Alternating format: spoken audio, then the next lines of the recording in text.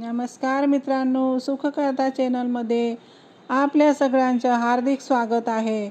श्रावणी सोमवार आणि शिवमुठ विषय जाणून घेतलं. आजच्या ह्या व्हिडिओमध्ये त्याच विषयावर असलेली व्रतकथा आपण ऐकूया. कथेचं शीर्षक आहे श्रावणी सोमवार आणि शिवमुठ व्रतकथा. एकेकाळी एका गावात एक गरीब ब्राह्मण कुटुंब राहत होते. त्या कुटुंबाची भगवान शिवावर अपार श्रद्धा होती. घरची परिस्थिती अत्यंत हालाखीची असली तरी ते दर श्रावणी सोमवारी उपवास करून भगवान शिवाची मनोभावे पूजा करीत असत.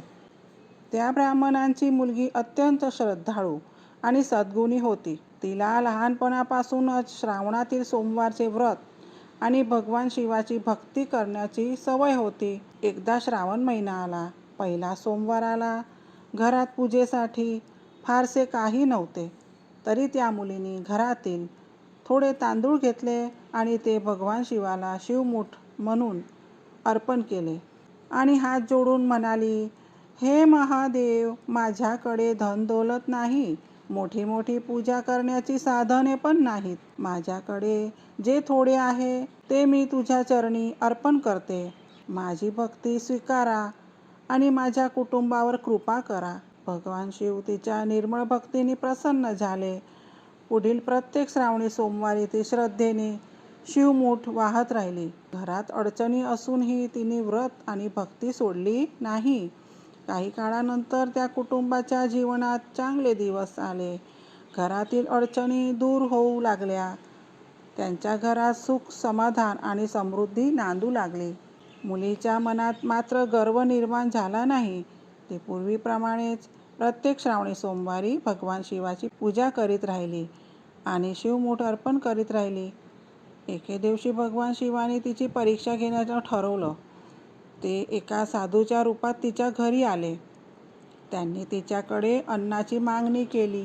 मुलीने घरात जे काही उपलब्ध होते ते प्रेमाने साधूला दिले. साधू अत्यंत प्रसन्न झाले आणि म्हणाले, तुझी भक्ती आणि तुझी सेवा पाहून मी अत्यंत प्रसन्न झालो आहे. तुझ्यावर भगवान शिव सदैव कृपा करो. असे म्हणून ते तिथून निघून गेले. मुलीला मनोमन जाणवले की ही साधू साधे मनुष्य नसून भगवान शिवच नव्हते ना, जे तिची परीक्षा घेण्यासाठी आले होते.